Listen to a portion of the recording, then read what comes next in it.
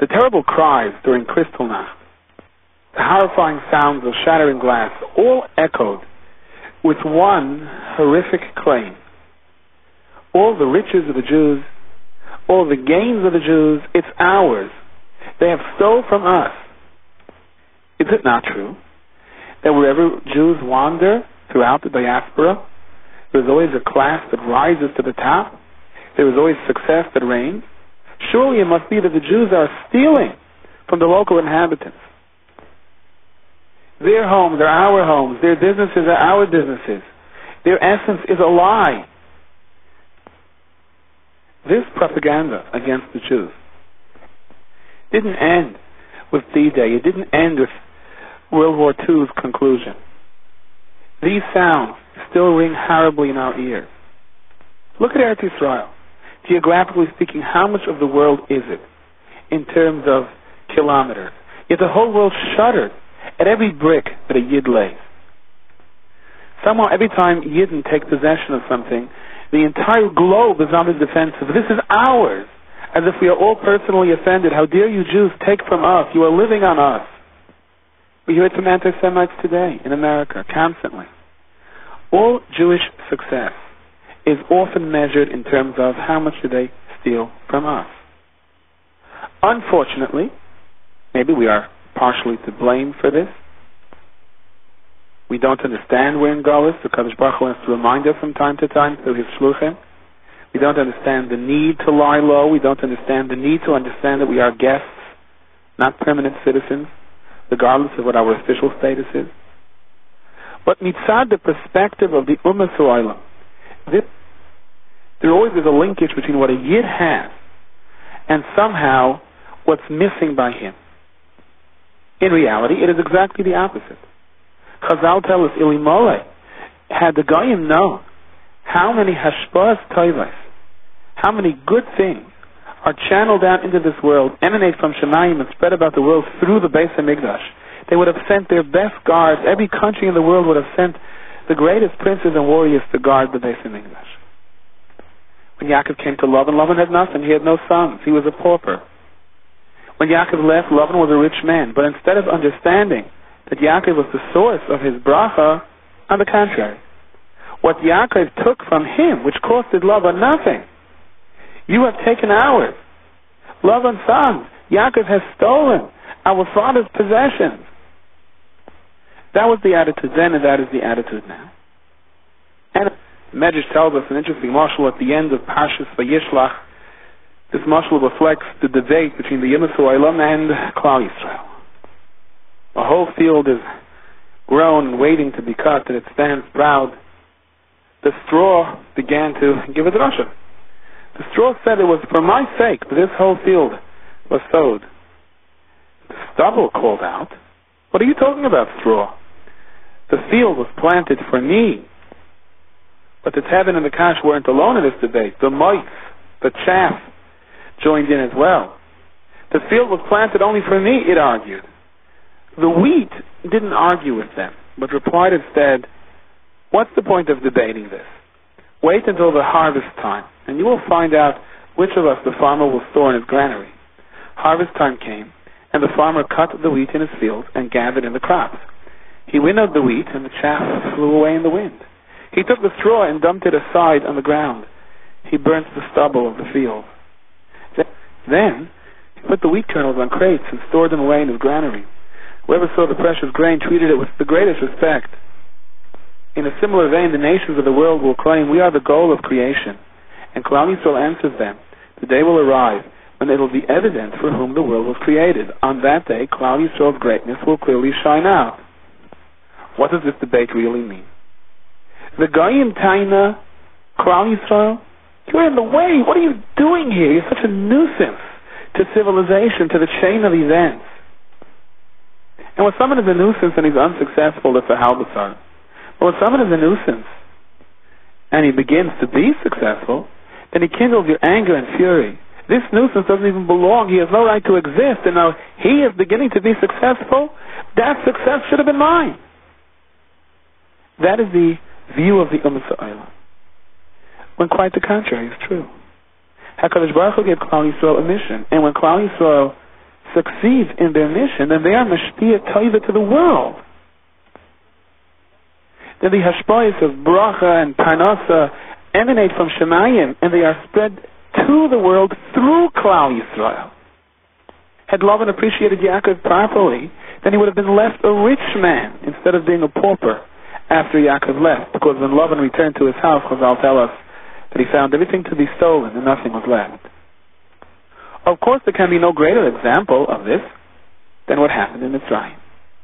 Yosef HaTzadik turns Mitzrayim into the superpower of the world, an economic giant, unequaled, unparalleled by any other nation. The entire world has to come on to Mitzrayim in order to survive, and they have to meet Mitzrayim's price for the Tzur. And it's all because of Yosef HaTzadik. And that is precisely why, in order for Paro's enslavement of the Jews to take effect, the first order of events, the first item in his agenda had to be the forgetting of Yosef HaTzadik. Take Yosef HaTzadik out of the Mitzri history books. He can't be there. Paro's lifetime battle cry was that he himself is the source of Hashpah. Paro considered himself an Avodah Zarah. Mitzrayim didn't need rain. The Nilus irrigated all of Mitzrayim and caused everything to grow. And when Paro went to the Nilus in the morning, his claim was that the Nilus thrives and blesses Mitzrayim only through Paro. He is the source of all blessing. Of course, we know why Paro really went to the Nilus every morning. But Paro's propaganda machine convinced the Mitzrayim exactly the opposite of what was true. Paro made the Mitzrayim forget that only several generations ago, even a dry piece of bread could not be found throughout all of Mitzrayim. Every piece of food they stored away had rotted. Everything was so clear that Yosef was the source of Hashpah for them, and they were gaining because of Yosef. They were becoming rich because of Yosef. But instead of appreciating the Bnei Yisrael, the attitude was Hinei am Bnei Yisrael Rav the Otzim Mimenu. Rav the Otzim Mimenu, from us. The greatness of Klal Yisrael, their success is from us. They stole it from us. That's a very good speech for a politician to give, especially during a time of recession. The masses really respond to that. A scapegoat, the Jews. They stole it from us. If not for them, everything would be okay for us. And that is exactly why the Ber Moshe from the Yoshev Rebbe Zochem Levach explains. Paro, by design, ordered the Bnei Yisrael to build Orei Miskanais, to build granaries, Oitzrois of Tzur. Paro wanted to defy the notion that Klal Yisrael was the Mashpia. Adarabah, you are building the storage houses for me. I am the Mashpia. You're the ones that are supposed to, if you're lucky, benefit from us, not the other way around. We don't benefit from you. And this was a position Paro continued to maintain, even while the Mitzrayim were being hit hard with one Makkah after the other. But then came Makkah's Arba, the Makkah of the locusts. Until now, the Mitzrayim more or less had food. During Makkah's Habara, the Pasuk tells us, "V'yachita v'hakusemes loy nuku ki afilosein." Ki afilosein, the Medrash dashens, "Ployim asa Kadosh Baruch Hu behem." The Kadosh Baruch Hu performed great wonders so that some food should be left for Mitzrayim throughout. And this was to give Paro the opportunity of remaining in action, of saying, you see, the source of Parnasa is still me. The Jews just keep taking it away from us. But then came Makkah Sarabah, then came the locusts. And the locusts ate everything up. They left nothing. And now what was Paro to answer? How can Paro possibly maintain that he was the source of Hashpah to the world when all of his granaries and all of his storage houses had remained completely barren and empty in defense of the Jews? HaKadosh Baruch Hu had sent nature to destroy everything. And that's why, for the first time after Makkah Sa'arba, Paro expresses himself, I beg of you, go pray to Hashem. The Yasser Me'alai, and remove from me, referring to Makkah Sa'arba, referring to the locusts, Rakef HaMavas Hazeh. He never referred to any of the earlier Makkahs as removing death. He didn't say so when he had to remove the Makkah of Dam. He didn't say so when he had to remove the Makkah of Tzvardim. He didn't say so when he had to remove the Makkah of Orei. What did Chazal tell us about the Makkah of Orei? Tremendous sea monsters with arms 10 ames long, emerging from the ocean, climbing rooftops, stretching out their long arms, flying off locks, opening doors and windows, wild beasts entering every room of the Egyptian houses, and staying there for a night of terror. Domestic animals were no longer tame, oxen and donkeys braying wildly, baring their teeth and biting the Egyptians to death, and Pari never says remove, as her mother says there, by that Makkah. That he didn't consider mother. But by Makkah Arba, suddenly, the Atasonach Tasi Achapam, just this time, just Vatil Hashem Alagechem, anything but the Yasa Ne'alai Rakas Amavis is there. Suddenly he called Makkah Arba Mavis. What was so terminal about Makkah Arba? The answer is, says the Be'er Moshe from the Yoshev at Evezochem Avracham, that the Arba left Pari without an answer. Until now, somehow he managed to dray out that he was still the source of Hashpah for Mitzrayim. Suddenly, Makkah Arba left Mitzrayim completely empty. It can't be that the source of all Hashpah shouldn't have a single slice of bread to offer or a single kernel of wheat. Makkah Arba, which wiped Mitzrayim clean, made it terribly obvious to every Mitzri on the street that the Jews didn't take from them. It was never the intent from the Jews to take anything from the Goyim. On the contrary, every Mitzri was living a much higher standard of living. Perhaps the most luxurious standard of living in the world only because of Klal Yisrael. It was the other way around. And for Pari, this realization was equated to Rakas Amovas Azeh.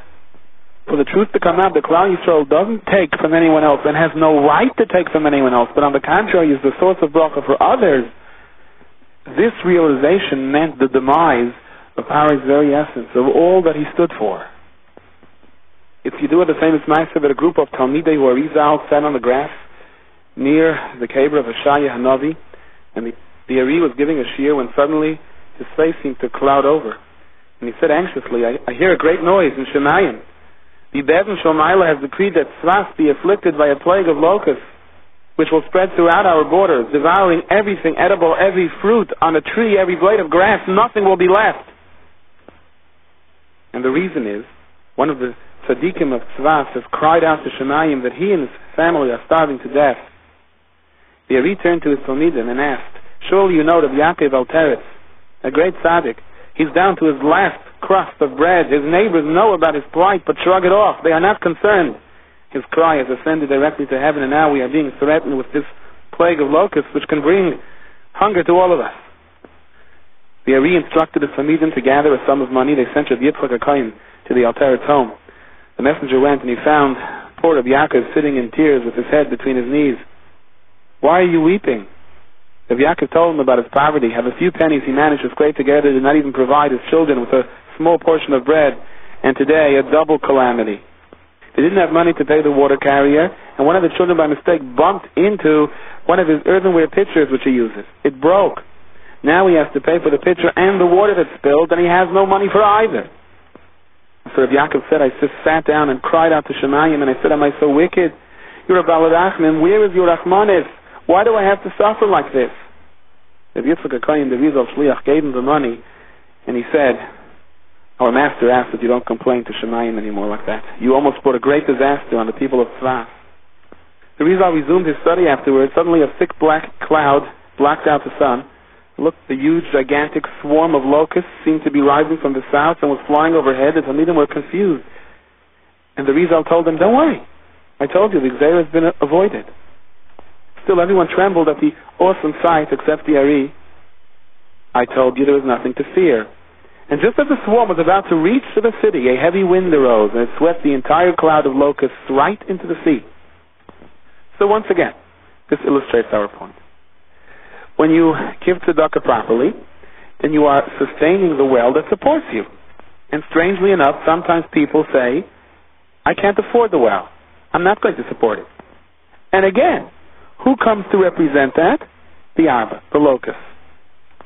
Locusts are grasshoppers that are nice and peaceful and playful, and suddenly, for reasons that no one really understands, they change colors, they grow horns, they grow fangs, they join together in millions, and they become the most devastating creature that nature knows.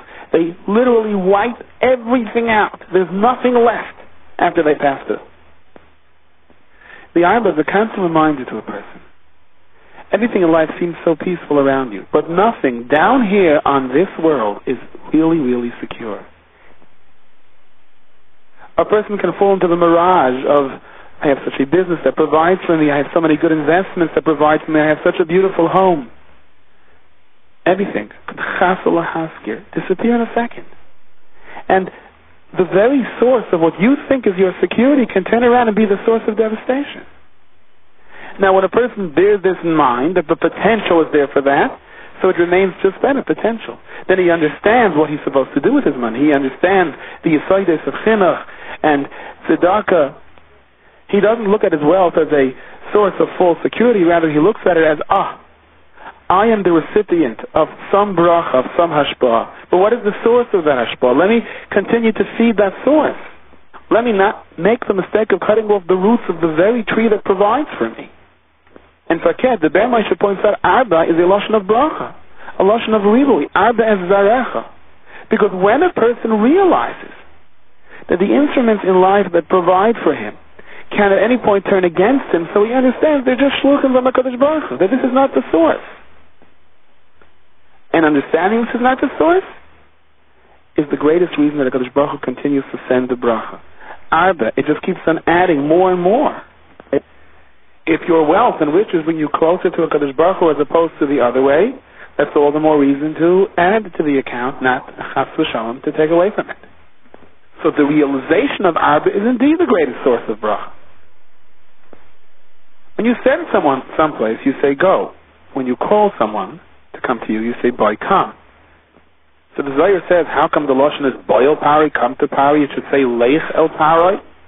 And the answer is, Moshe was scared to go, and the HaKadosh Baruch Hu told him, don't be scared. Boy.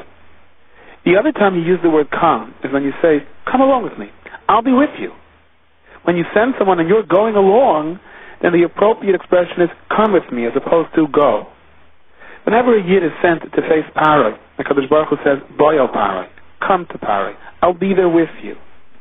Ima yanoichi v'tzara, HaKadosh Baruch Hu is always with us. And it's interesting that this lesson of boy el Parai is situated right over here with the Makas Arba. Even though it's mentioned once before, but this is Parshas Boy that begins with the Mak of the Arba. HaKadosh Baruch Hu says, in this Parsha, when you're leaving Mitzrayim, and Tzaddikim used to say that you have the Hashpah of Pesach in Parshas Boy. In this Parsha, where you have your first mitzvahs and your first mission, and you have to go out and buy the Korban Pesach, remember, focus on the Arba. Realize whatever you have is very transient and temporary. And then you will realize that HaKadosh Baruch Hu is with you. Then Bayal Pari, Hashem is coming along to help you with all the trials and tribulations and make sure that you can endure and overcome. But Yom Hashem Moshe Bayal Pari, come to Pari. Of course, there's a famous kasha. It should have said, Leich El Pari, go to Pari. When you send someone somewhere, he goes, he doesn't come. And many of them, the Farshim explain that HaKadosh Baruch Hu is telling us how things work when a Yid has difficult times. Vayel Pari, Hashem says, come with me. Come is appropriate if you're saying to someone, come along with me. The Rebbe Hashem is saying to Moshe Rabbeinu, on the surface it looks like you're going into the lion's den. You're going to Pari, and you have to deal again with a stubborn person. You have to deal again with the Koiches HaTumah. You have to deal again with the threats of Golus. But remember, you're not really going. I'm really telling you, come. Whenever a Yid is sent into a difficult situation, the HaKadosh Baruch Hu is really saying, come with me. I'm there with you.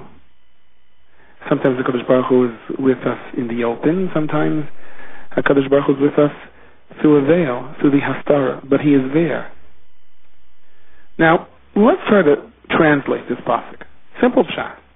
The Yom Hashem Moshe, Hashem said to Moshe, Bayal Pari, come to Pari, ki ani hichbadati es libai, because I have made his heart stubborn. HaKadosh Baruch Hu says to Moshe, come to Pari because I have made his heart stubborn. And Rashi tells us the history by warn him that he's in for the toughest of the three Makkahs if he doesn't relent, if he doesn't let Klal Yisrael go. It sounds like the pasuk is saying, come to Pari because I have made him stubborn and he's not going to listen, therefore you should go and warn him. But how do you make sense of that? If HaKadosh Baruch Hu made his heart stubborn and he's not going to listen, then what's the point of going? And the truth is we can ask the question on sort of a deeper level.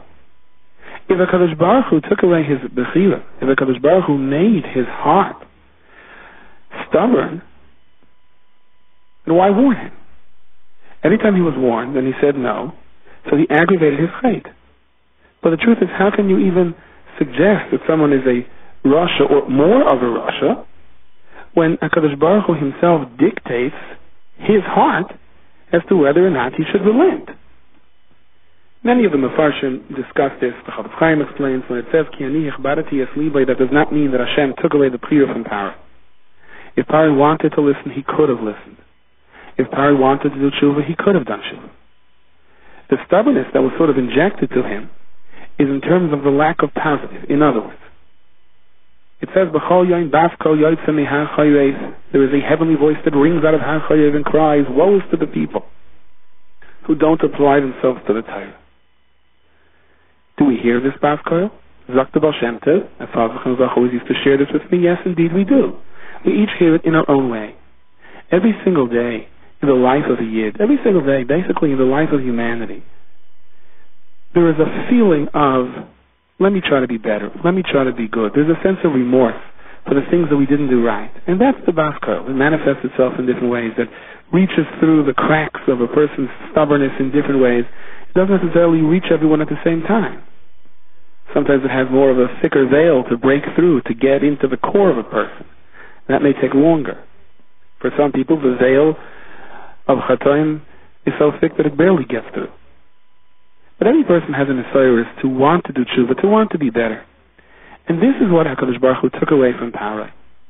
A will, a cheshik, to want to be good. Technically, he had a choice of being good. There was just nothing in his chemistry, in his ruchnistic chemistry, that suggested he should want to be better. But again, that really defers the question. It doesn't answer it.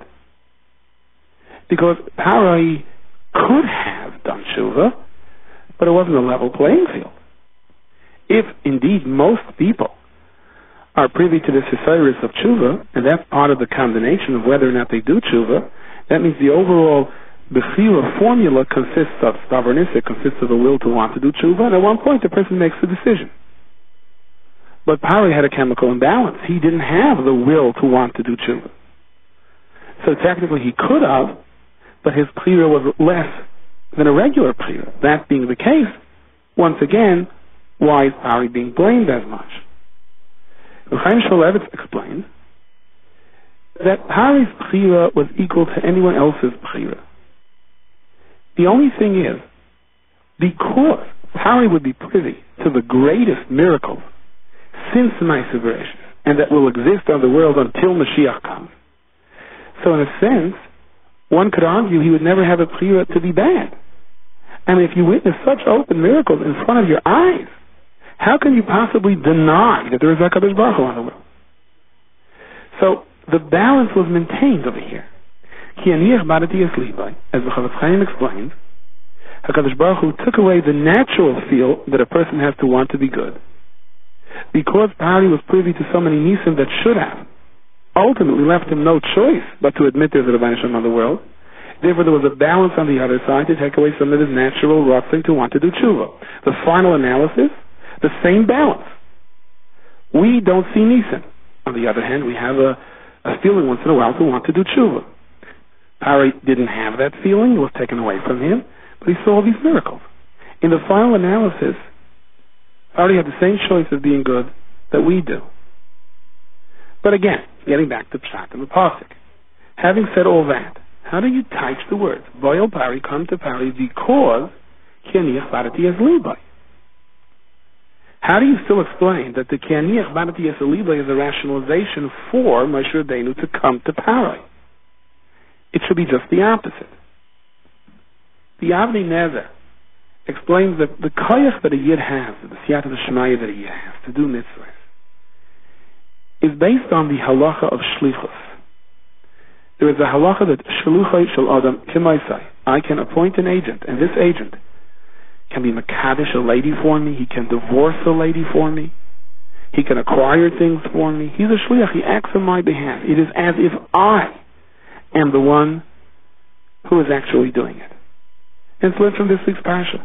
The schacter I say kol kahal das Yisrael, all of Klal Yisrael shecht. How can all of Klal Yisrael shecht? Only one person shecht, and many people eat from the same animal. So we learn from here that if one person is appointed as an agent for several people, it is as if they are all doing it. HaKadosh Baruch Hu is sending us to do mitzvahs.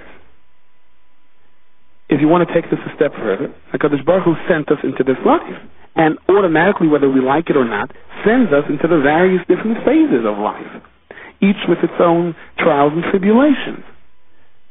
So being that HaKadosh Baruch Hu is sending us, we technically become an agent of HaKadosh Baruch Hu.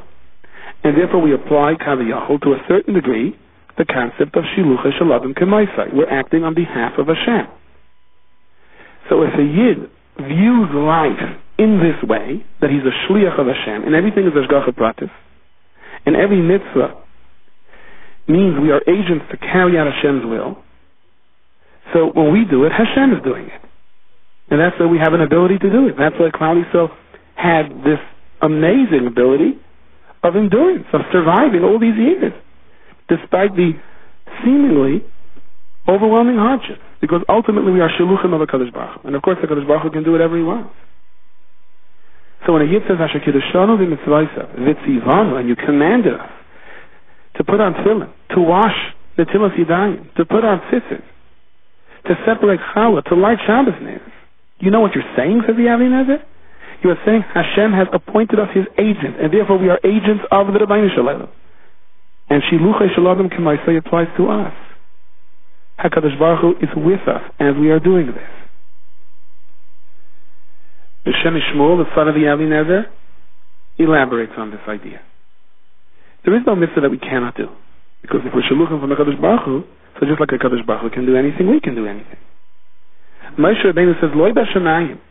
The Torah is not in heaven. In other words, if HaKadosh Baruch Hu gave us a mitzvah to go up to heaven, then we can do that as well. But we have no mitzvah to do that. The reason we can't go up to heaven is not because of the law of gravity. It's not because of the financial constraints of building your own rocket ship. The reason we can't go up to heaven is because HaKadosh Baruch Hu didn't tell us to go up to heaven. But if he did, if we had such a mitzvah, then it would be Shiluch HaShalavim K'maisa. Then we would be able to do it. The Altaf in the Vardik said, and bear in mind the Altaf in the Vardik created a network of yeshivas under the most unbelievable set of circumstances in the chaos of World War I. The Altaf in the Vardik said, I never made a decision based on whether I could do it or I can't do it. I only had to determine whether it was the right thing or not. If it was the right thing, I did it. I attempted to do it. It was the right thing to do. So I'm a Kadosh Baruch Hu Shliach. When the Panovich Shirah was going around building Panovich, trying to start off a building and buying property, when General Rommel Yimach Shemai was knocking on the door of the outskirts of Eretz Yisrael, they said to him, you're out of your mind. What are you building yeshivas for? We're looking at our life as something fragile, lasting only a couple of days now. The Panovich Rav said, my mitzvah is to build yeshivas, but the Hashem takes care of the world. I do what I do, and whatever happens, happens. If indeed I am doing what I am doing sincerely, I'll win, and Rama will lose, because then I'm a shliach of HaKadosh Baruch Hu. And you know the rest of the story. This idea goes further, says Hashem Shmuel. It explains how tshuva works. A person sinks into chait, he sinks into temptations and taidas. How can he possibly tear himself out of it and turn the path around? And yet you see so many are doing it. The answer is, tshuva is a mitzvah. HaKadosh Baruch Hu gave us a mitzvah to do tshuva. So again, if there's just a little bit of a rotzah that we hold on to want to do tshuva, we become agents of HaKadosh Baruch Hu. Shiluch HaShalavim K'maisi. Once you're an agent of HaKadosh Baruch Hu, so you're not really doing it. HaKadosh Baruch Hu is doing it. And once HaKadosh Baruch Hu is doing it, nothing is impossible.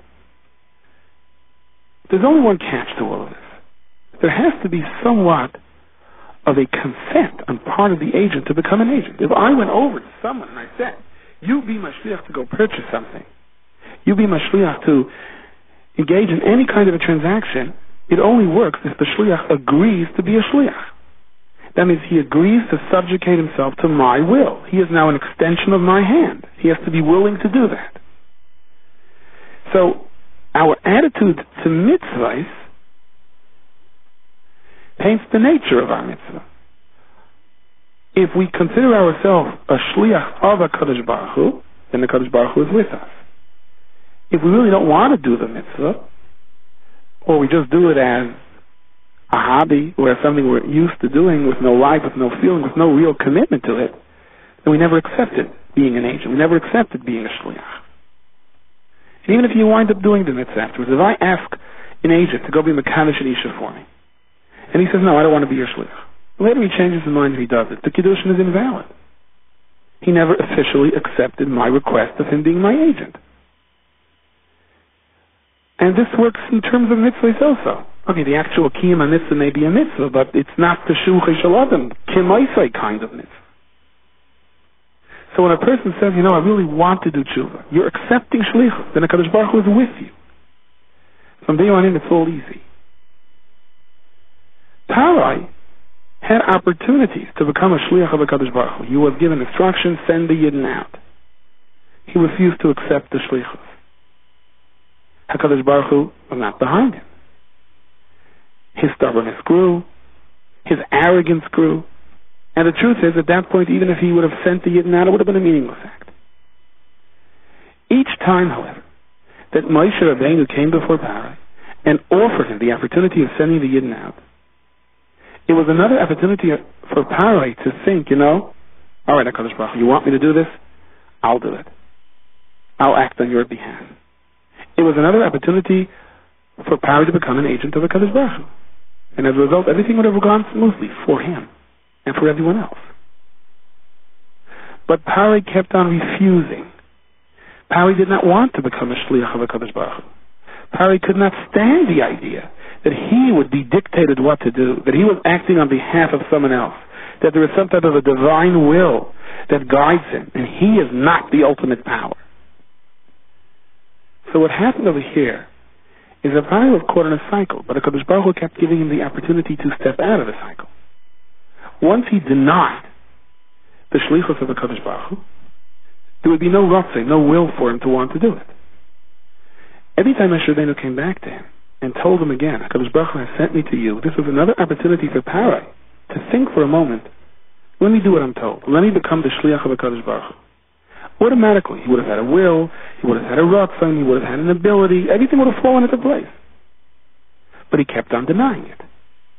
Each time Moshe Rabbeinu came, it was another offer for Parai to become the shliach of HaKadosh Baruch Hu. Had Parai sent the yidden out without Moshe Rabbeinu coming, it wouldn't have worked. He had already refused the shlichus.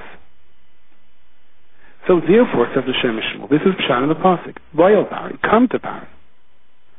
Why should you go to Parai? You already know he said no. Parai is in a cycle now. He can't get out of it. He refused the shlichus. He has no ratzon.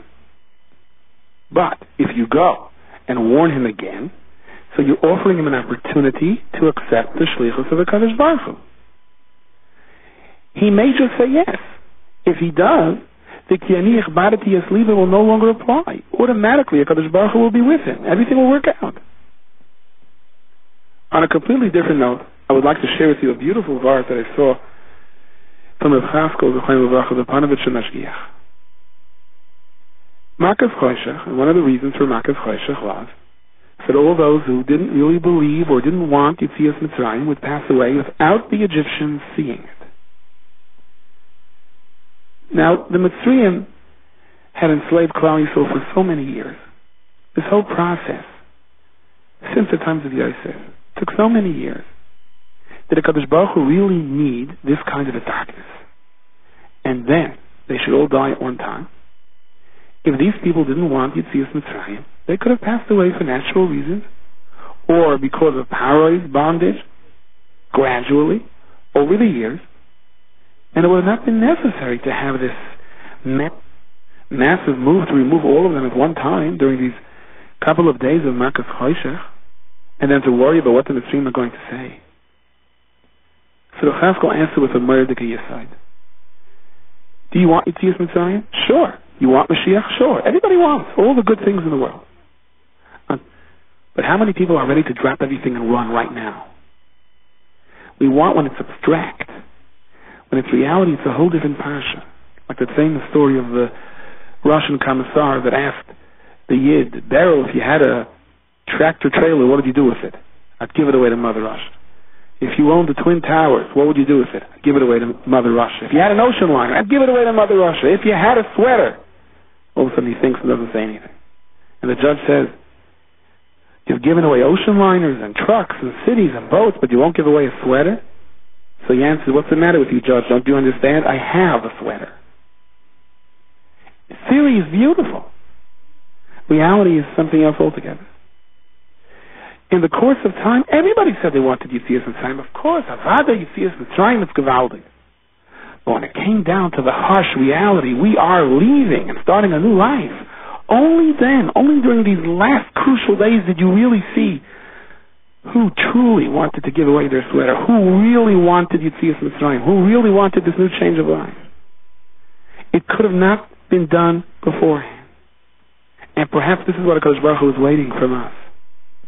Our hope for Mashiach should ascend from an abstract dream to a tangible reality.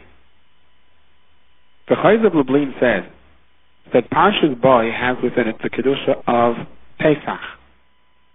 Parshas Beshalach has the Kedusha of Shvi Shel Pesach, and Yitzray has the Kedusha of Shavuos. The Zohar Kadosh says that the week is crowned with the Parsha. We don't just happen to read the Parsha. The Parsha is the week.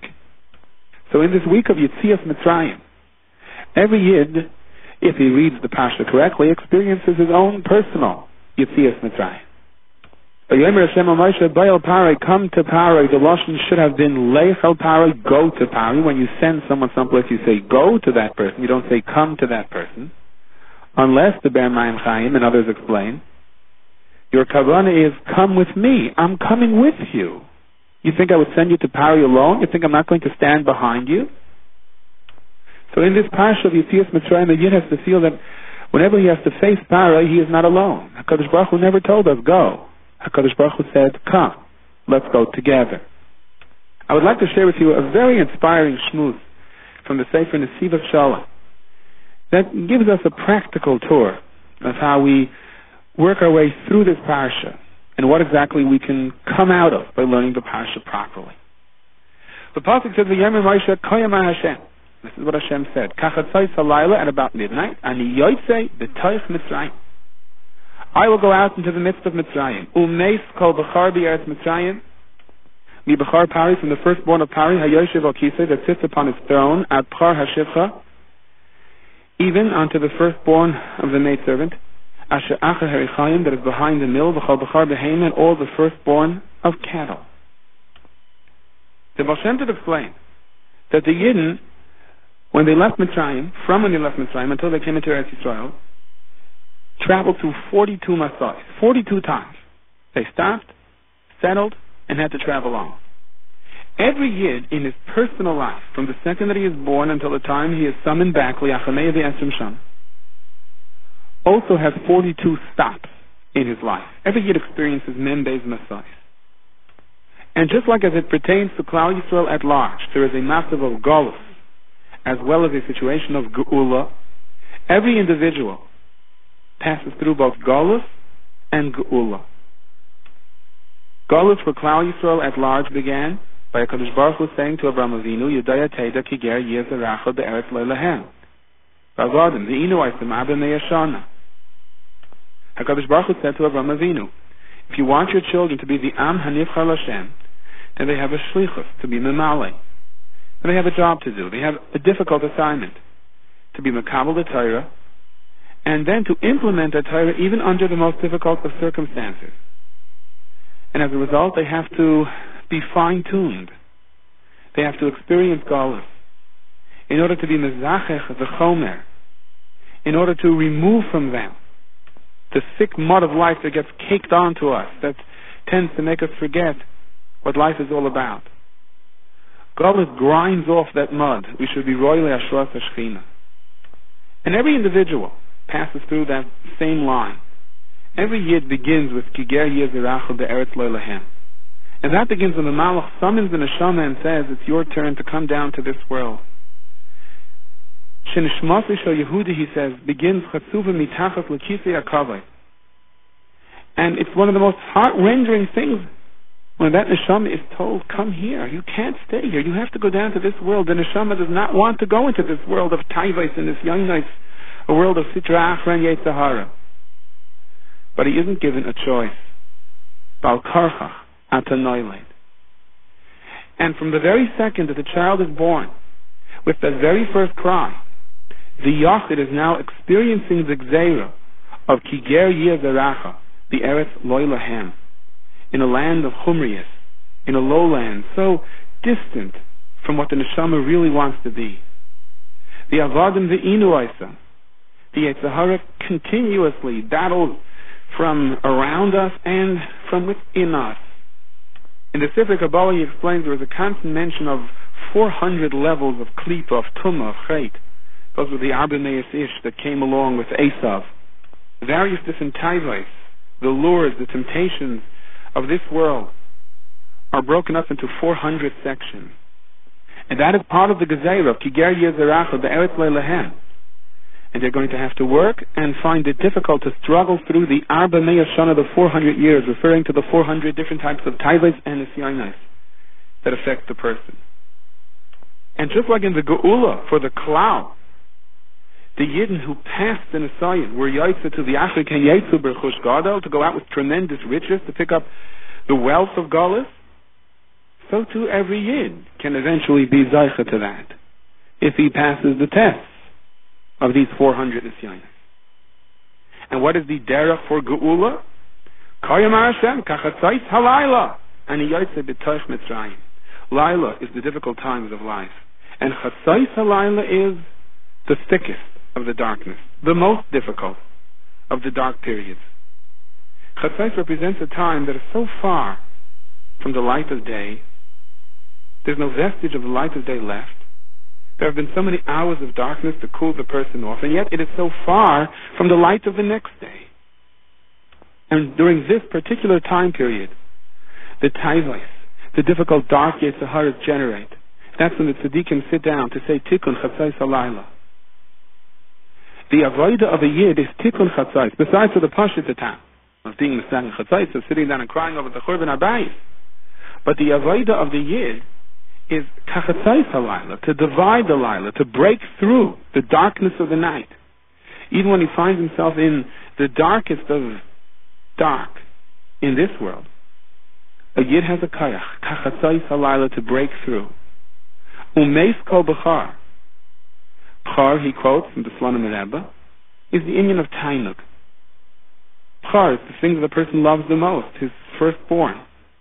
The avodah of the Yid is to break his taivos, and the taivos are broken up into 3 stages, even though we spoke before about 400, but to make it more general, there are 3. First is Nebchar Parai Hayoshev Al Kisai. These are the tanugim that there's still somewhat of a chashivus.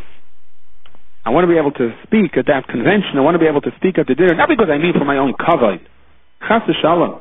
I want to sit by the mizrach wall. I want to get shishi or shlishi, not for my own kavod. No, I want to be able to accomplish. I need people to respect me. That's why I have to be the Masader Kiddushin. Don't you understand that? Well, these are kinds of honors or kavod or taivos that at least you can try to fool yourself or attempt to try to fool others into convincing yourself that there's some degree of respect behind your motives. Umes kol b'char, you have to break that taiva. That's mibchar pari hayoshev al kisai. At b'char hashivcha, those are the tanugim that, quite frankly, you can find some measure of respect towards them. Outright taivos, temptations. He wouldn't try to rationalize it in front of anyone else. V'chal b'char behema. And then there's the lowest midraga. These are the tanugim of the behema, that the person himself is embarrassed, even if no one else knows that he has a taiva for it. He's embarrassed that he has these kinds of taivas. He's ashamed of himself. The person is margish that he is a oisa maisa behema, that he's acting like an animal. He just doesn't seem to be able to take control of his own emotions, of his own feelings. Umes kol b'char. The Yid has the avodah, regardless of how difficult it is, even if it's chatzais halayla, to break through that night, to cut through. Whether it's the b'char pari yoshev al kisai, whether it's the b'char hashivcha, or even worse, it's the b'char behema. And no Yid has a right to say, I'm too far gone. Acher heard a baskol that said that everyone can do tshuva except for Acher, and he was punished for listening to that Basko. Kol ma shomalach balabayis asay, whatever the Balavos tells you to do, you have to do chutz meitzei. A Yid has to know, regardless of how low he falls, he has the power to break through. He has the power to be machniya b'koiches hataiva.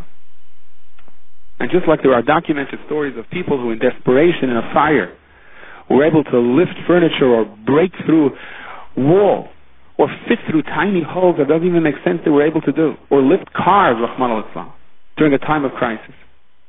There's a special adrenaline, a special physical strength that is generated when a person feels that his own chiyus is challenged. In Ruchnius, the Nesiv Shalom explains, you have the same thing. In a sense, a person can be chotei, a person sinned, a person allowed himself to fall too low, but at the point that he feels that his Ruchniistic candle is about to be extinguished, he can reach in and draw on a Ruchniistic kind of adrenaline to do tshuva that he himself never knew that it exists. On the contrary, at the point that he feels he's about to lose everything, then he has koiches to jump back in.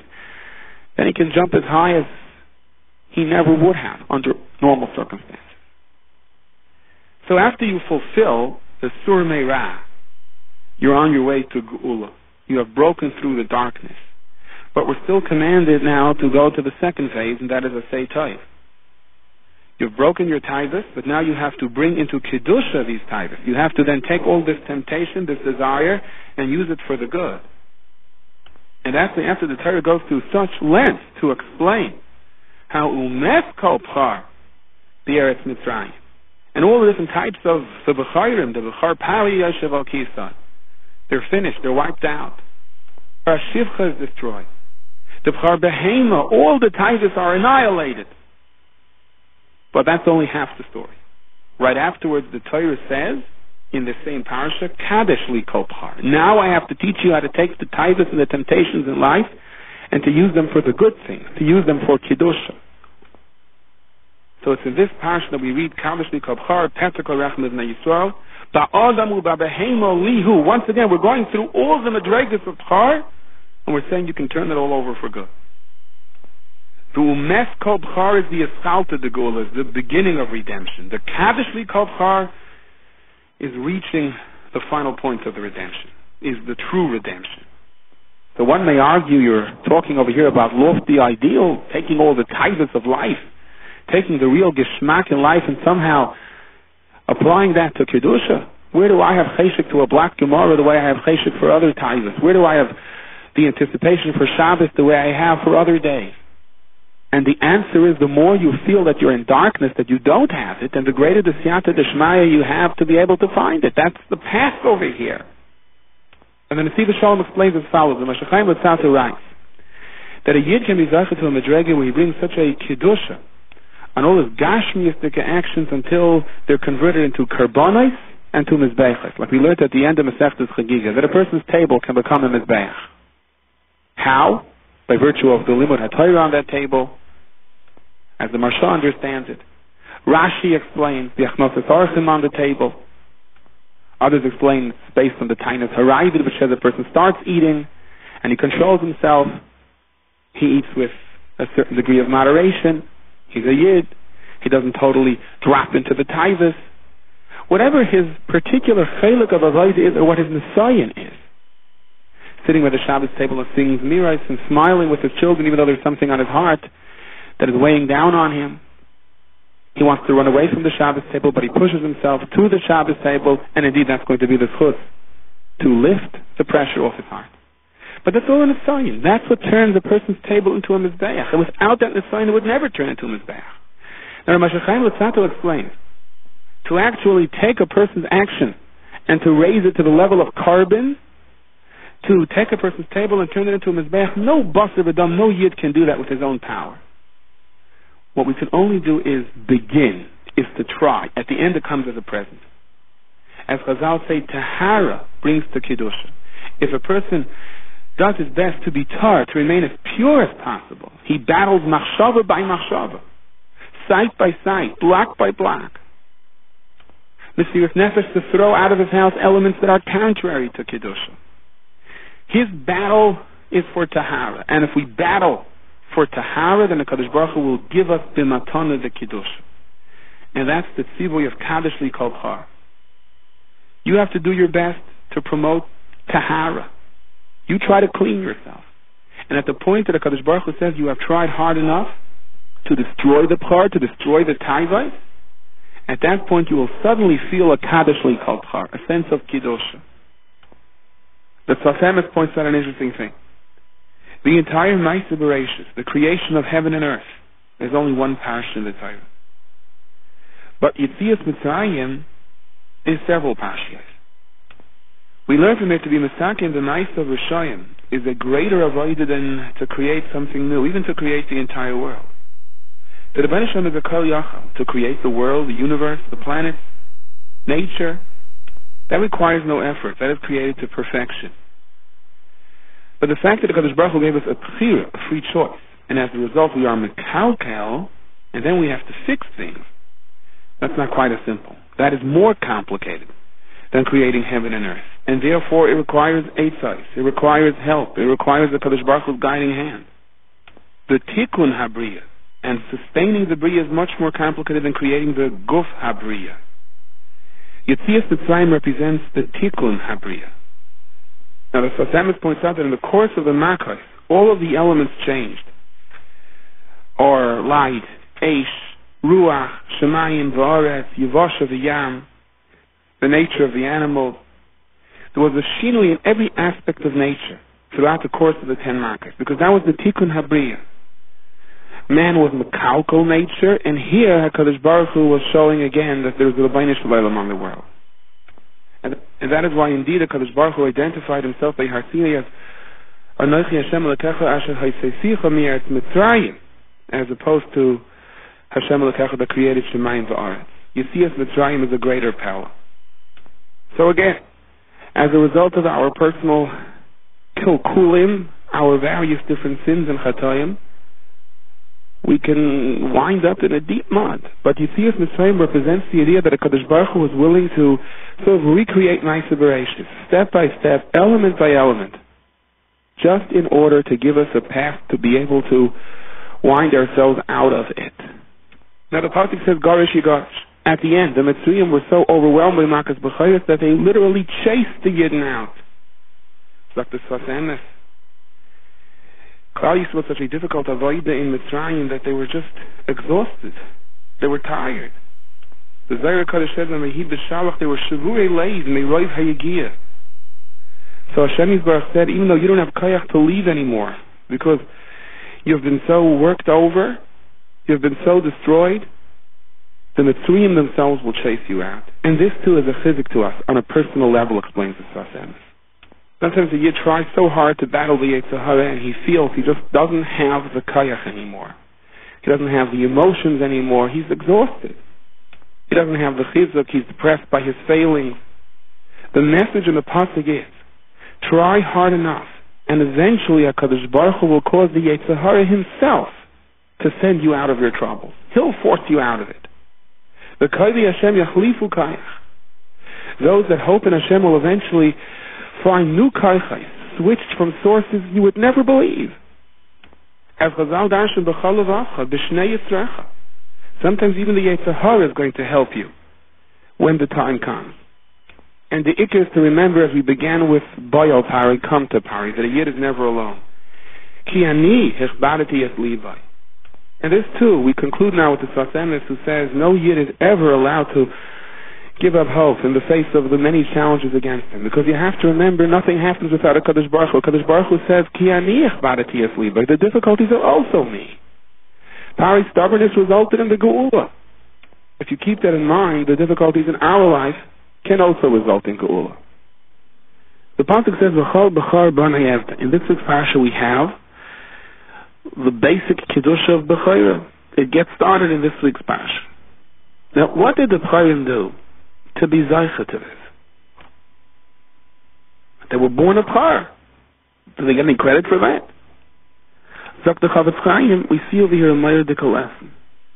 And indeed, the Torah is using the Kedusha of B'chayra to establish to us what the basis of being Mamshech Kedusha to anybody is. What did the B'chayrim do? They did nothing. But the reality is that through them there was a tremendous Kiddush Hashem. All the Chatumim Mitzrayim, all the Kishiv Machas, all the stargazers had all sorts of rationalizations for all the Makkahs. But when it came to Makkah's B'chayr, and the whole world saw Mitzrayim in chaos, and they saw what was happening to the B'chayrim Mitzrayim, and they saw that HaKadosh Baruch Hu had spared the B'chayrim of Klal Yisrael, there were no more questions. There were no more rationalizations. There was no other explanation other than there is a Rabbeinu Shloim on this world, and this paved the way for Anochi Hashem Lekach. So the B'char became the vehicle of Kiddush Hashem. As a result, he automatically is an object of Kiddush. Dr. Chavetz Chaim, interessante Sache. Everyone knows there's something called a diplomatic pouch. Diplomat comes into a country, he walks around the customs table, he's immune. They don't check his briefcase. Why? Because Vazai, the only thing that's in his briefcase is official papers, perhaps sensitive documents that need security clearance. You can't just have any custom agent looking at top secret information. So therefore the diplomat that comes with his suitcase or suitcases or many, many, many suitcases is immune from customs, from taxes, from anything else basically. He's a diplomat. If you have diplomatic plates, you can park where you want. If you drive around the United Nations, you see that very clearly. Now you can ask a question. How come a diplomat from Bangladesh or from Bulgaria gets to park by a bus stop? And he doesn't have to worry about alternate side of the street parking. With his Eretz aggressor and the Yichus than me, who goes to work every day from morning to night and pays my taxes. But that's the Metzius. It's a fact of life. The American diplomat in Moscow can park where he wants, and the Russian diplomat in New York or in Washington can park by fire hydrants, he can park by bus stops, and you just have to walk around the car to get to the bus. It is an accepted principle that governments around the world, that is governments who talk to each other, accept. That just goes along with the official papers. If you work for the king, then you're entitled to certain rights. And the Torah is teaching us this idea here. The Torah says the B'chayrim now have a special Kiddush. Why? As the Chavetz Chaim explains, because whether they liked it or not, even though it was passive, the fact is they were a vehicle of Kiddush Hashem. They prepared the world for Anochi Hashem Lekach. Now, Dr. Chavetz Chaim, if we take this a step further, we can understand the tremendous lesson that the Torah is teaching us, and why this is here in Parshas Bo as a hachana to Klal Yisrael becoming a nation, as they leave Mitzrayim now and they're on their own. The Torah wants us to learn, says the Chavetz Chaim, that if these B'chayrim, who did nothing for themselves, technically, they were born apart, they had no choice in the matter, if they are privileged to a certain sense of diplomatic honor because they were a vehicle of Kiddush Hashem, so Kal V'chayim, Uben B'noishel Kal V'chayim, a person who actively goes out and engages in the kind of life that promotes a Kiddush Hashem and Amunah on the world, how much more so is he given privileges in Shemayim? Is he considered a diplomat from Olam Haba? And when ultimately the time comes that we have to come up there with our many, many packages wherein we may have difficulty getting through customs, we will desperately look for that diplomatic immunity. And the Rebbeinu Shalom says, I may give it to you. It all depends on how you lived your life.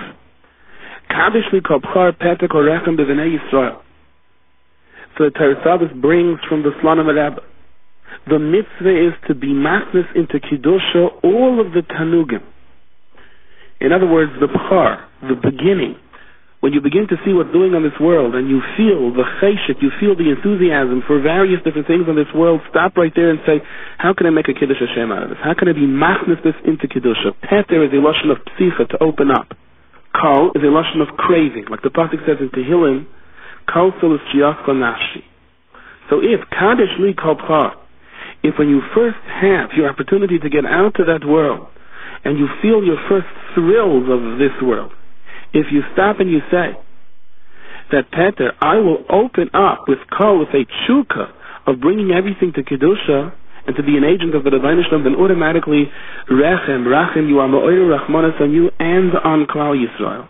Ba'adam u'ba'behema li, both for the Chelek ha'adam, for your Torah and Avodah, as well as your Chelek ha'behema, as well as your Gashmias on this world. You are opening it all up as a makar for Kedusha. In other words, it's the same as what the Chavetz Chaim is saying. By establishing from the onset that my job on the street is to be Mekadosh Shem Shemayim. You're a diplomat. And you're machnis kedusha into whatever you do. And you're entitled to a special bracha. Chofetz Chaim says interessante mashal. It was known in Poland that if you did any service for the king, you provided anything for the army, so you got an official seal to put onto your wagon. And what people wouldn't do for that seal, because that meant you didn't have to stop at stop signs, didn't have to stop at toll booths, clear passage. No one can say anything to you. You can park on any side of the street that you want. Now, did people put their own merchandise on these wagons as well?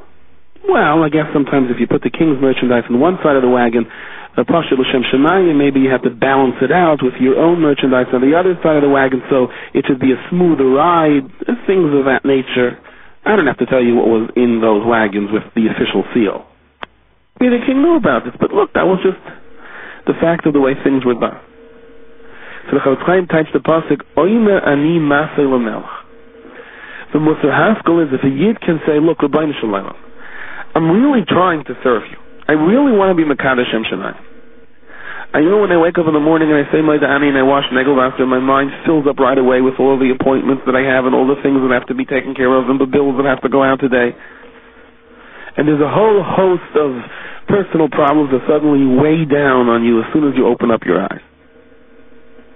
It's all part of being human. It's a fact. It's a reality of day-to-day living. Dr. Chofetz Chaim, here's a shtickle answer.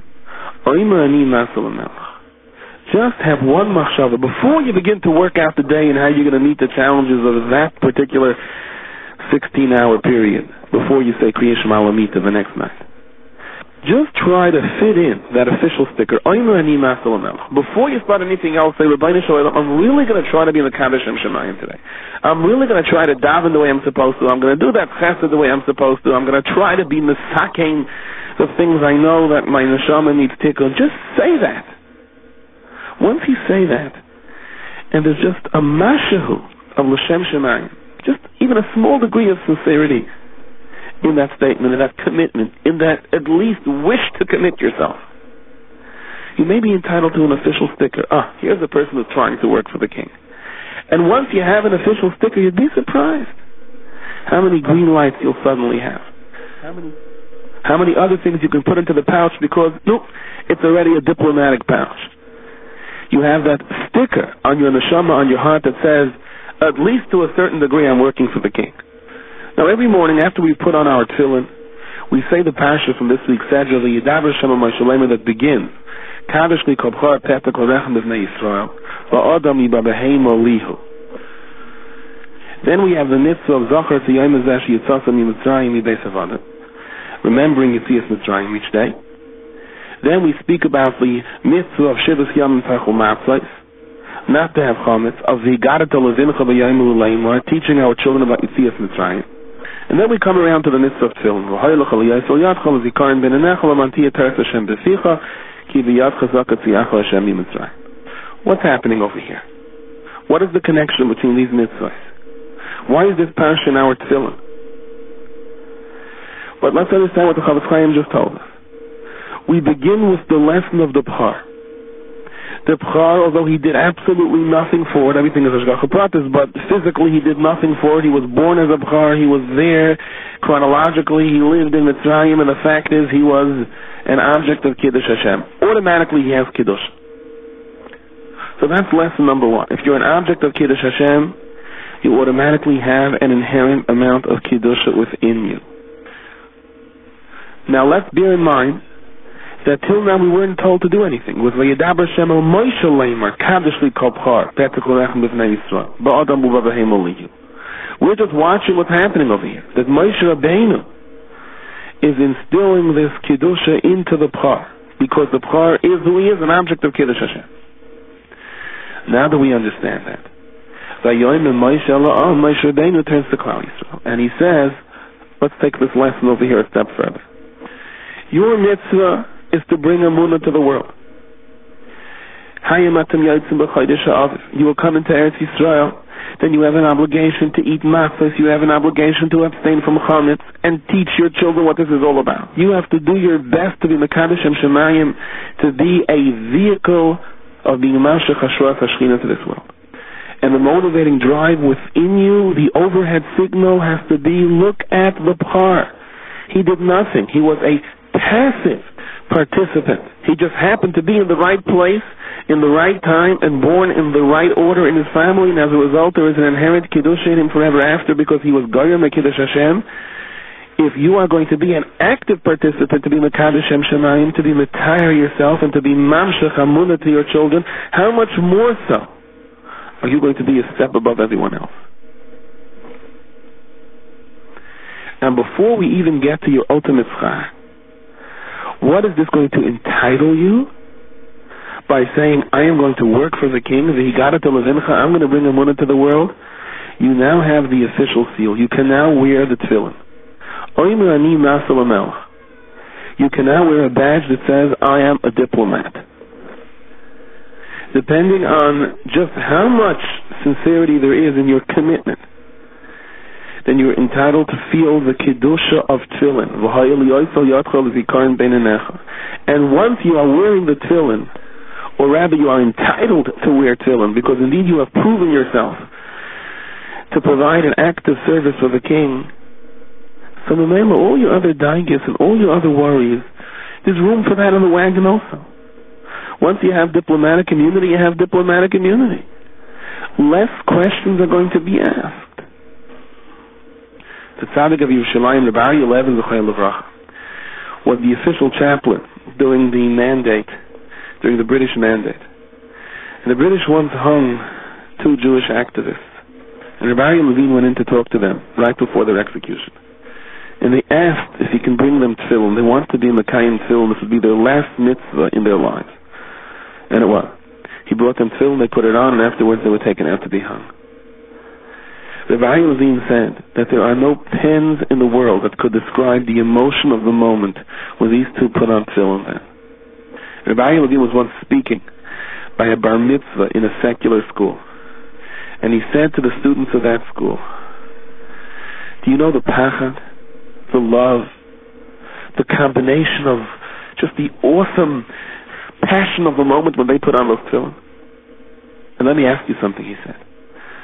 So because the HaKadosh Baruch Hu gave us an opportunity to put on tefillin every single day, and we don't have to think this is the last time we're putting on tefillin, therefore should we put it on with any less degree of emotion or simcha?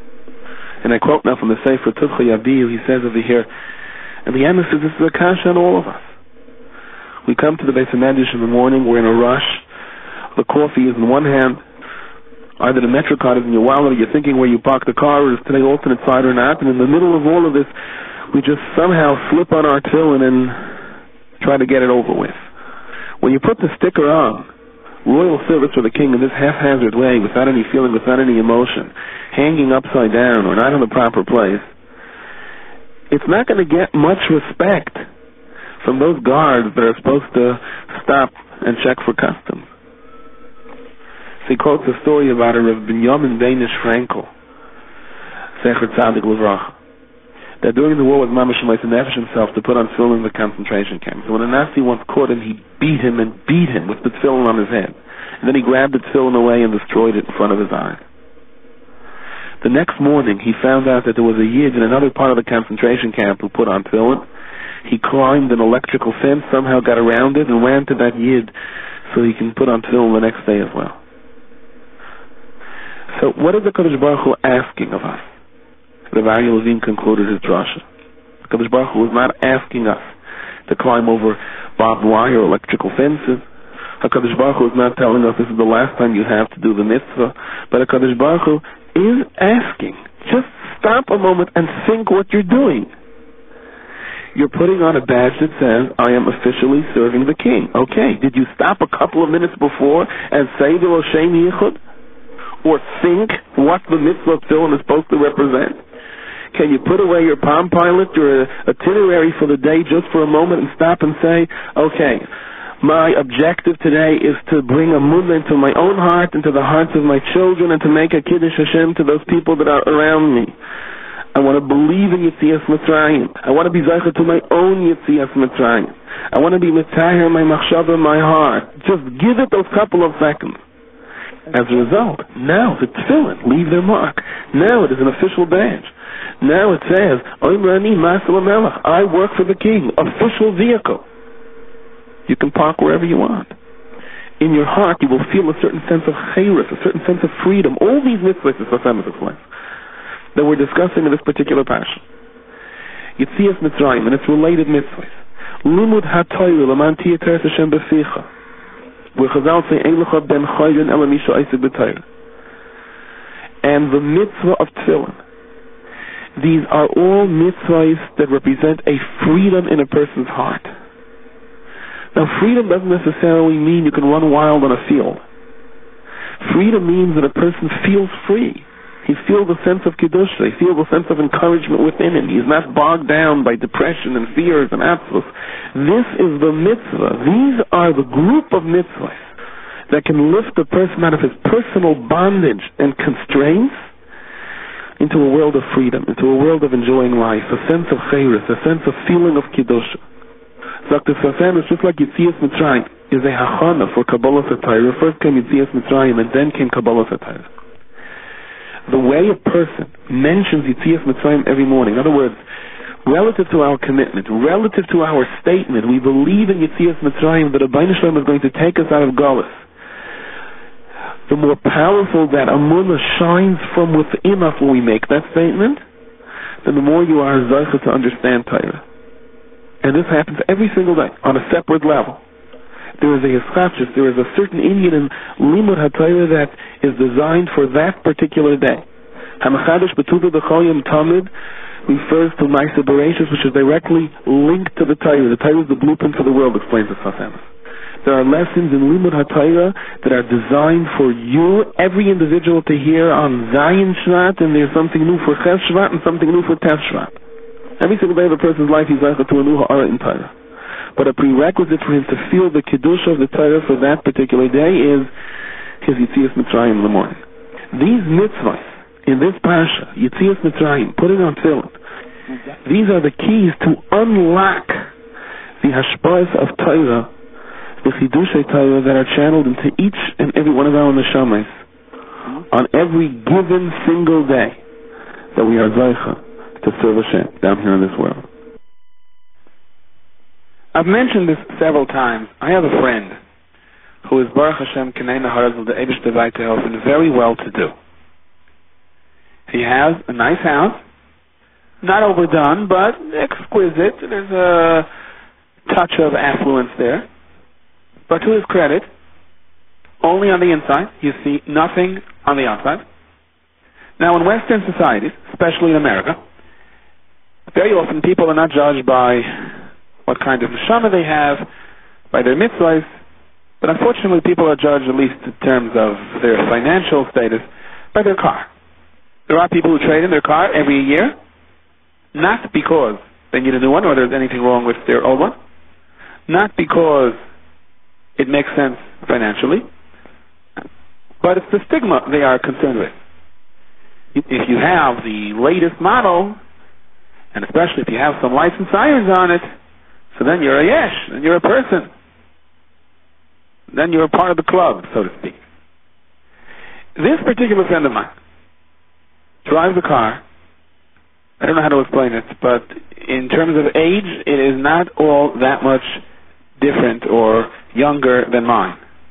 I'm not going to reveal to you the exact age of my car, but I can tell you that it does qualify for Social Security, at least in as much as cars are concerned. And I meet him from time to time, and we kibitz each other, and I ask him, tell me, why do you drive a car like that? Now, I understand you don't want the latest model car. That's too much. You're not that type of person, and he's not. But isn't this the other extreme? Isn't this within the world of what's called already yeshivish? So he told me something I'll never forget. He says, I want to tell you something, and this is true. I could walk into any car dealer and purchase the latest model car, the most luxurious car, and pay for it right there and then. No financing, no credit, just write out a check and drive out with it. But I've seen many of my colleagues and many of my friends do that. And I've unfortunately seen many of them in 1 second, in one deal, in one event, watch all of their assets disappear overnight. I've heard people that boasted this way. I can buy anything. And a day later they could buy nothing. the reason I drive around in this particular car is A, Lemaisa, it gets me from place to place, which is really the sole objective of a car anyway. And prior to A, more important than that, it's my way of letting HaKadosh Baruch Hu know, you don't have to show me. I know. In a second I can lose everything. I am vulnerable and I am in your hands. And therefore, guide me and teach me to act correctly with my money so that I don't have to learn the hard way. And the truth is that that is such a powerful lesson. It has to apply to all of us. There is absolutely nothing in this world that we can take for granted.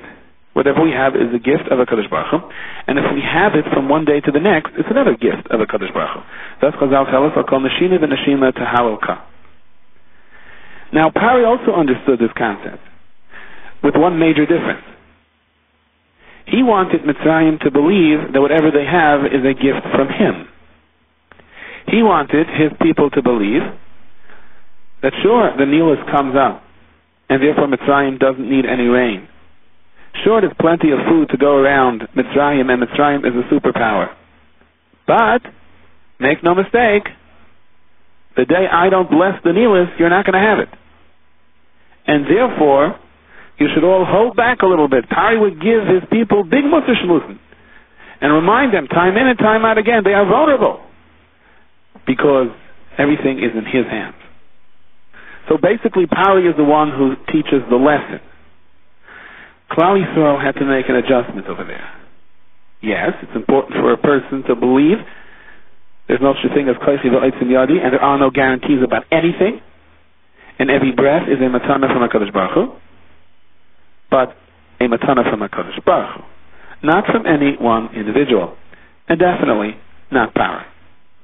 With each of the 10 makos, the false emunah that the people had in Pari was somewhat diminished, and the real emunah that Klal Yisrael would teach the world began to increase. The 10 makos were 10 blearing statements. If Pari, you're not willing to admit that you are vulnerable, we will show you once, twice, 3 times, up until 10 times that you are. The Arizal says that the 10 makos correspond to the 10 spheres, Chachma, Bina, Das, Chesed, Gvura, Tferes, Netzach, Hod, Yesod, Malchus, in reverse order. In other words, the first makkah, the makkah of Dam, which attacks the Nilus, corresponds to the last sphere, which is Malchus.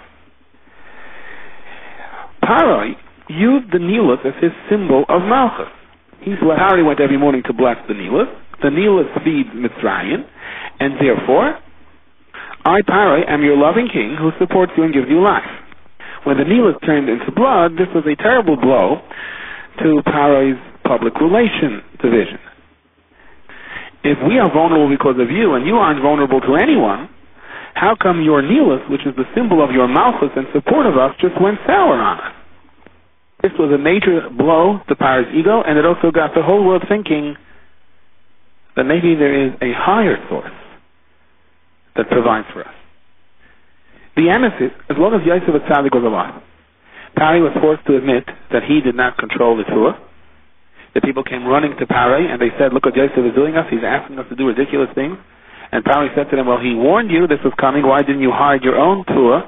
Why didn't you store your own grain? And they said, we did, but it rotted. So Pari had to admit, he told his people, you fools, so don't you see everything is in his hands? Yosef, in turn, made it very clear that it wasn't him, but it was the Rabbeinu Shalom. The Amunah during the time of Yosef Atzadik was very strong. Not only for Klal Yisrael, but in a sense for the entire world. The entire world had to come to Yosef for grain, and Yosef made it very clear to the entire world at that time that this is all the Rabbeinu Shalom. He is the one that gives you life. He is the one that gives you menuchas nefesh. He is the one that gives you the quality of life. After Yosef passed, Pari understood that in order for his own Avodah Zarah image to work, he would first have to undo the damage that Yosef had caused him. And therefore Pari's first case was Asher lo yodef Yosef. He dismissed Yosef. He didn't want to know from him. He was teaching a new religion now. You want to enjoy life? Bow down to me. He even dared to suggest, explains the Ber Moshe, in reference to Klal Yisrael, Hinei am b'nei Yisrael rav v'osim mimenu. he said, Am B'nai Yisrael Rava Atzim. This, that the B'nai Yisrael are multiplying so much, you should know that's also Mimenu. That's also for me. Because I am the source of Hashpah. I am the origin of Parnasa for the entire world.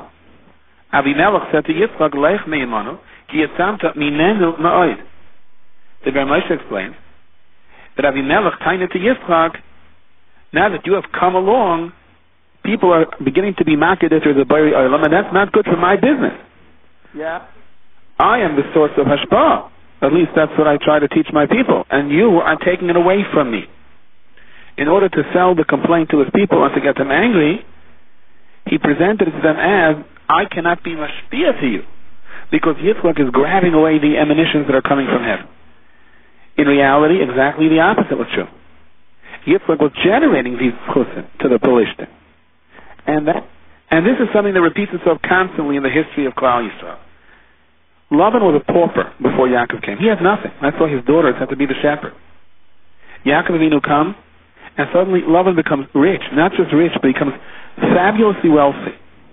But instead of being makatoyev to Yaakov, for being mamshech v'yashpayas min hashemayim, Adarab, Lavan only incited jealousy and anger toward Yaakov. When Yaakov Avinu left with what was rightfully his, the time of Lavan's children was Lokach Yaakov is Kolasha Liavinu.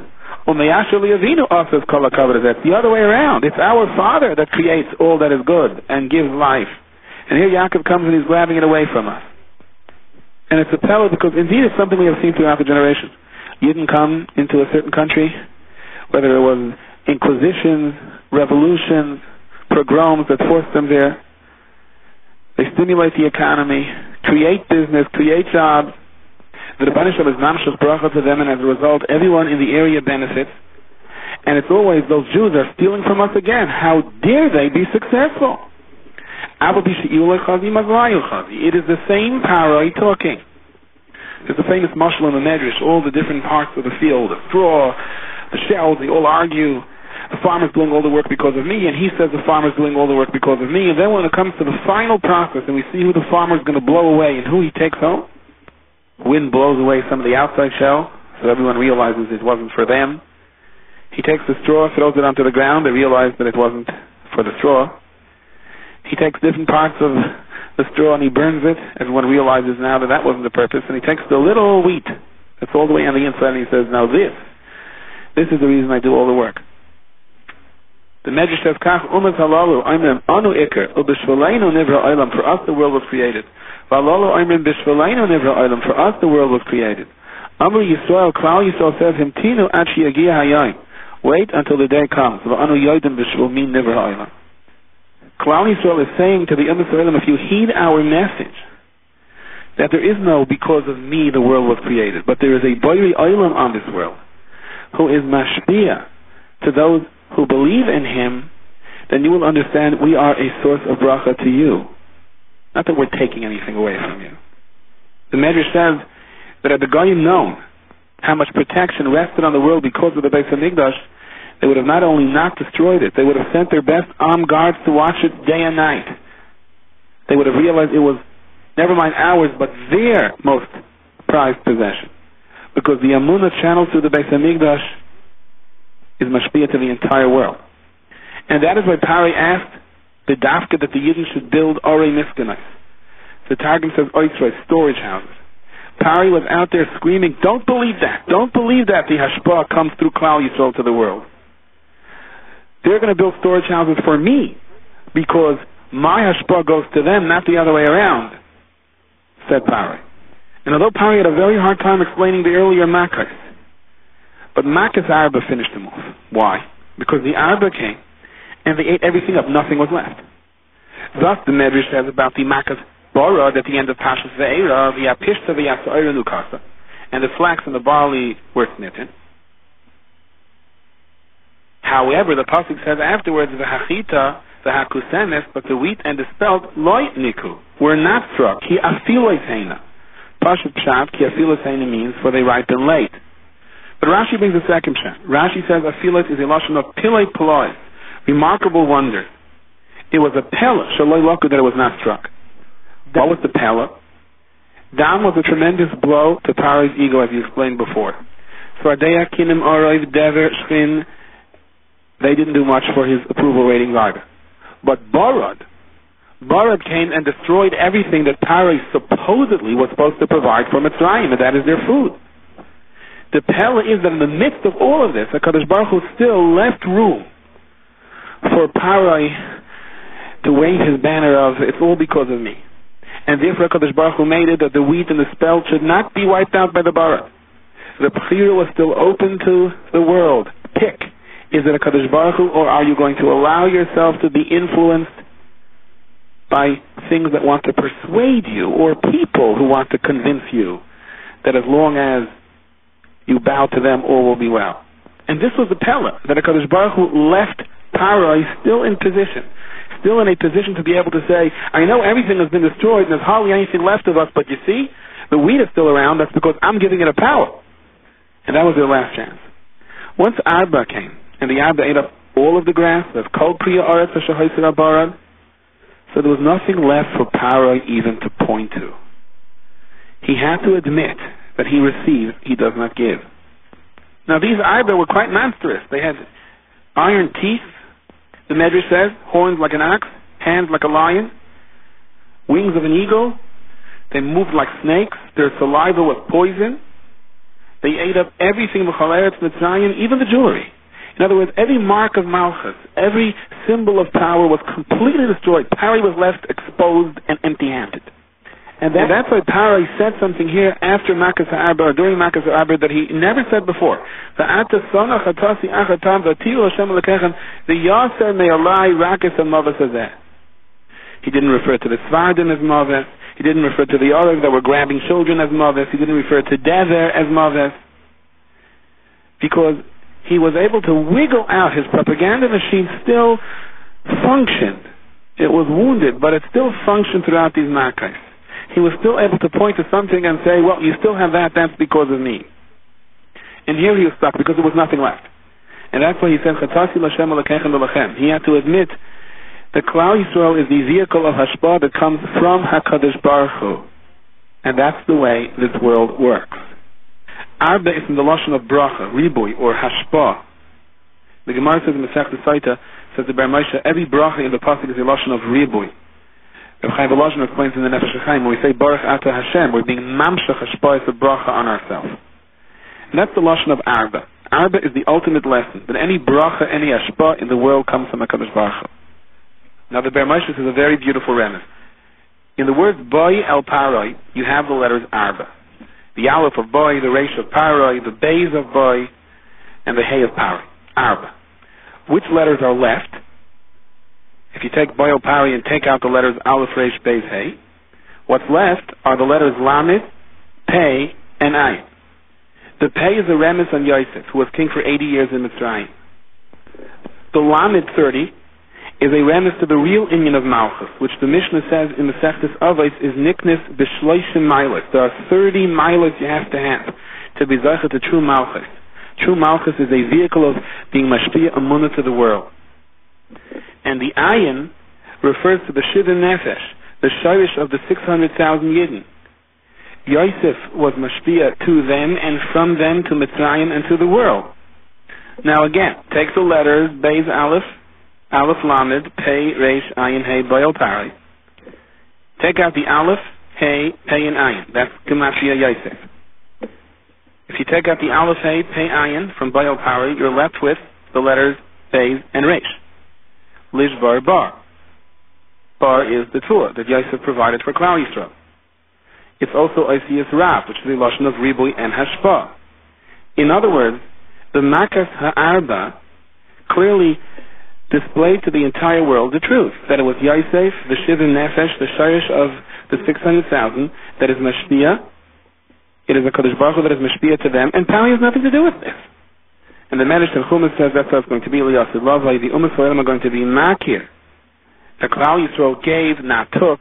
They're going to bring presents to Melech HaMashiach. To Ber Moshe to the Pella de Gazach. Boy El Paroi. Bring the boy to the Paroi. Take the letters Beis Aleph, Pei, Resh, Ayin, Hey. It is Gematria Mashiach. To tell us that the Osid Lavai, the world will finally learn the lesson of Makas Ha'arba. The Torah is Nitzlius, and therefore it is Dafka this Pasha, where you have the Ashlama of the 10 Makas that correspond to the Aseres HaDibros and the Asar Mamorish and Nivra Olam, where more so than any other week we have to work in our Amunah, and more so than any other week do we have the Desiyata D'Shemaya to fill our hearts with that Amunah. That everything is in the hands of HaKadosh Baruch Hu, and the more we realize that there is no one who is not vulnerable, the more we get to keep. This shiur is distributed by Kolodas, 11 Stay Chenet Street, Yerushalayim. For donations, please call 02-5383-999. Fax 02-538-0267. Postbox 57035.